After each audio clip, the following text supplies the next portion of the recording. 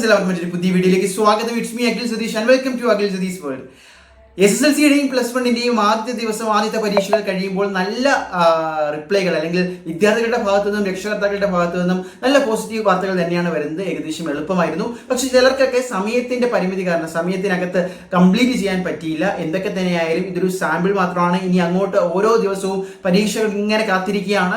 അപ്പോൾ വിദ്യാർത്ഥികൾക്ക് ആത്മവിശ്വാസം നൽകുന്ന ഒരു വലിയ പ്രഖ്യാപനമാണ് ഇന്ന് നമ്മുടെ ബഹുമാനപ്പെട്ട വിദ്യാഭ്യാസ വകുപ്പ് മന്ത്രി നടത്തിയത്. അപ്പോൾ അത് കേൾക്കുമ്പോൾ തന്നെ ഇനി അങ്ങോട്ടുള്ള പരീക്ഷയുടെ സ്വഭാവവും നിങ്ങൾക്ക് മനസ്സിലാകും. വിദ്യാർത്ഥികളെ ആശങ്കപ്പെടുത്തുന്ന തരത്തിലായിരിക്കില്ല ഇത്തവണത്തെ പബ്ലിക് എക്സാമുകൾ. അത് SSLC, +1, +2 എന്ന് പറയാതെ പറഞ്ഞിരിക്കുകയാണ് അദ്ദേഹം. അതുകൊണ്ട് തന്നെ പരീക്ഷകൾ ഈസി ആകാനുള്ള സാധ്യത തന്നെയാണ്. വിദ്യാർത്ഥികൾ യാതൊരു വിധത്തിലുള്ള ടെൻഷനും അടിക്കേണ്ട കാര്യമില്ല. അദ്ദേഹം പറഞ്ഞത് എന്താണെന്ന് കൃത്യമായിട്ട് നമുക്ക് ഒരു ചെറിയ ക്ലിപ്പ് കണ്ടിട്ട് വരാം. എല്ലാ വിദ്യാർത്ഥികളും ആത്മവിശ്വാസത്തോടുകൂടി പരീക്ഷ എഴുതുക. പുതിയ പാഠപുസ്തകമാണെന്നുള്ള നിലയിലുള്ള ഒരു ഉത്കണ്ഠയും വേണ്ട. പുതിയ പാഠപുസ്തകം പരിചയപ്പെടുത്തിക്കൊണ്ട് നിരവധി ക്ലാസ്സുകളും ട്രെയിനിങ്ങുകളും ഒക്കെ തന്നെ നിങ്ങൾക്ക് നൽകിയിട്ടുണ്ട്.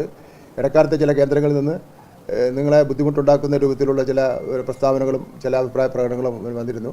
അതിലൊന്നും ഒരു കലമ്പുമില്ല. സത്യമായിട്ട് യാതൊരു ബന്ധവുമില്ല. നിങ്ങൾ ധൈര്യമായി ആത്മവിശ്വാസത്തോടുകൂടി പരീക്ഷ എഴുതാൻ വേണ്ടി പോവുക. നിങ്ങൾ ഇപ്പോൾ മോഡൽ പരീക്ഷ എഴുതിയതാണ്, അതുപോലെ ഓണപരീക്ഷ എഴുതി, ക്രിസ്മസ് പരീക്ഷ എഴുതി, ക്ലാസ്സിൽ ചില ട്രെയിനിങ്ങിൽ പരീക്ഷ എഴുതി, ചോദ്യപേപ്പർ പരിചയപ്പെടുത്തൽ നിങ്ങൾ നടത്തി. അതുകൊണ്ട് ഇത് തന്നെ ധാരാളം മതിയാവും. നിങ്ങൾ ആത്മവിശ്വാസത്തോടെ പരീക്ഷ എഴുതുക. രക്ഷകർത്താക്കളെ ടെൻഷൻ അടിച്ച് കുട്ടികളെ ബുദ്ധിമുട്ടിക്കാതിരുന്നാൽ മാത്രം മതി. കാരണം രക്ഷകർത്താക്കളുടെ ടെൻഷൻ കാണുമ്പോൾ കുട്ടികൾക്ക് ഒരു ടെൻഷൻ ഉണ്ടാവും. അപ്പം നമ്മുടെ മക്കൾ ചെന്ന് നന്നായി തന്നെ പരീക്ഷ എഴുതിയിട്ട് അവർക്ക് എല്ലാവർക്കും എൻ്റെ വിജയ ആശംസ നേരുന്നു.